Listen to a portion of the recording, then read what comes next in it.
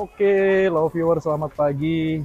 Hari ini saya akan jalan-jalan keliling-keliling di Kota Bukit Tinggi ya. Rencananya nanti ke Jam Gadang dan ke beberapa tempat wisata terdekat dari Hotel Triple Tree. Jadi nggak usah jauh-jauh, biar jika ada informasi update dari tim PIF, mau balik ke hotel nggak terlalu jauh.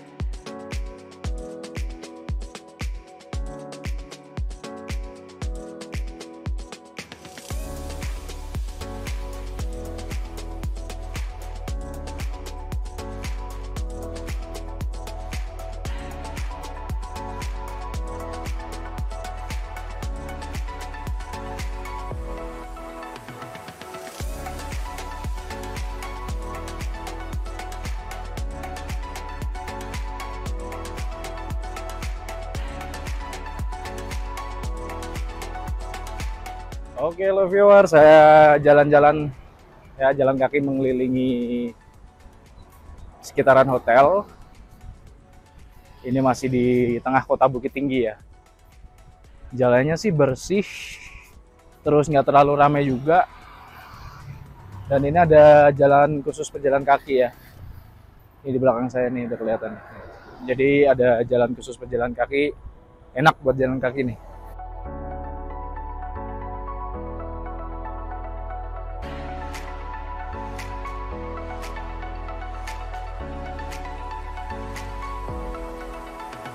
Di belakang saya ini adalah merupakan Taman Monumen Proklamator Dr. Andes Muhammad Hatta, atau yang biasa disebut dengan Bung Hatta. Nah, for your information, bagi kalian yang belum tahu, Bung Hatta itu lahir di Kota Bukit Tinggi, Sumatera Barat. Kalau di belakang saya ini, kalian bisa lihat, ini merupakan patung dari Bung Hatta itu sendiri.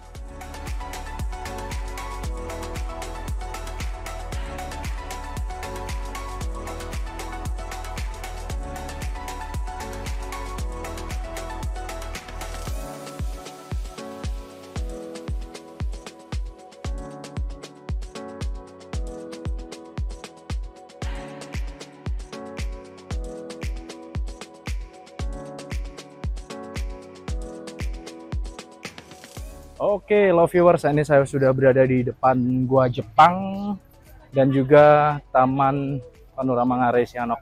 Jadi memang jadi satu tempat. Permisi, permisi, ada sate padang boleh mampir. Ini dia pintu masuknya, Taman Panorama Ngarai Sianok dan juga Gua Jepang.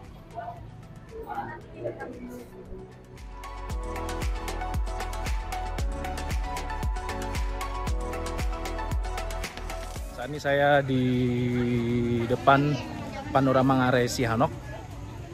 Jadi ini merupakan taman panorama yang ada di Bukit Tinggi, Sumatera Barat.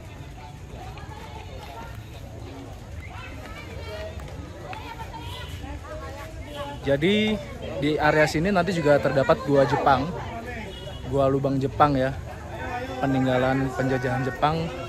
Nanti akan saya tanya histori atau sejarahnya seperti apa.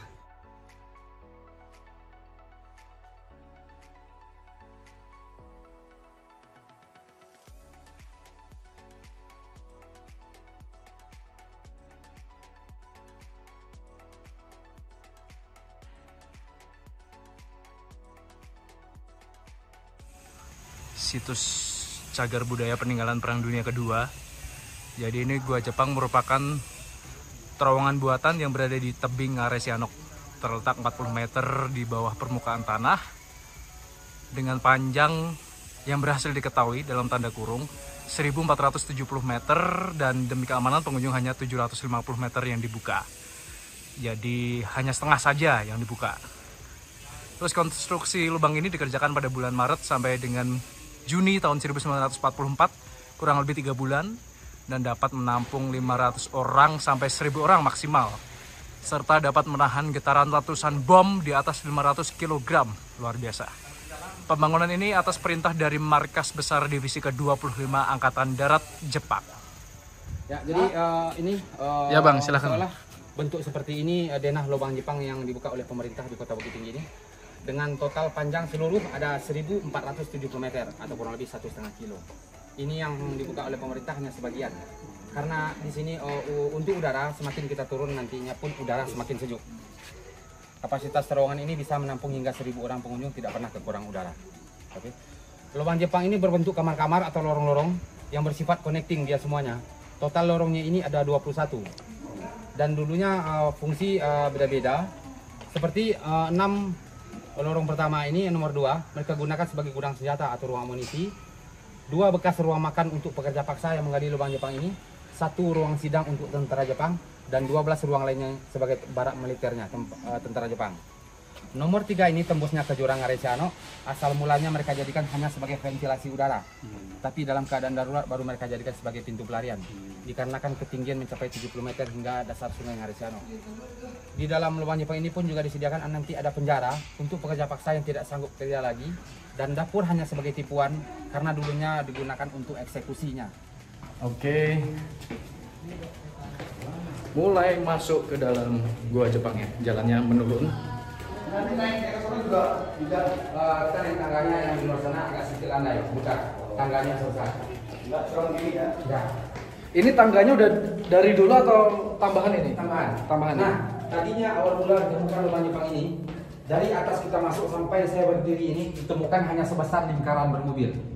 Karena dulunya digunakan tentara Jepang sebagai pengintaian musuh ke pusat kota sana.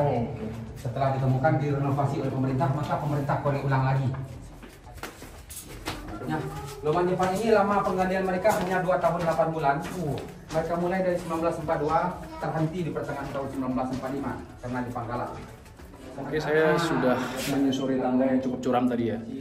Jadi ini merupakan tangga tambahan dibangun tahun 2004 guna kepentingan wisata ya. Jadi aslinya dulu nggak ada tangga seperti ini dan ukurannya hanya sebesar ban mobil. Hanya sebesar ban mobil untuk tentara Jepang melakukan pengintaian ke pusat kota Bukit Tinggi. Dan itu pun masih ventilasi udara yang kedua ya, atau pernah mereka jadikan sebagai pintu pelarian. Oh ini ya, yang langsung lompat jurang ya?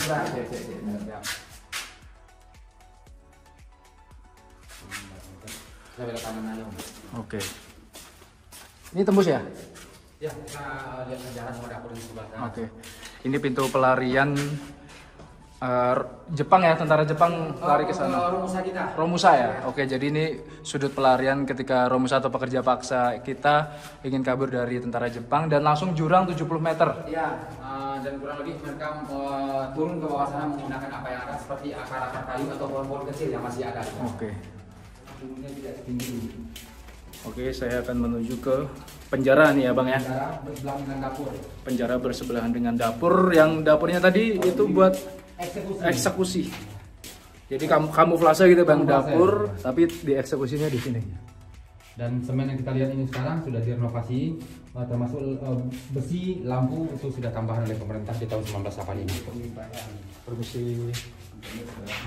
Jadi maksudnya di sini ini tidak asli lagi dulunya dari rotan atau dari bambu.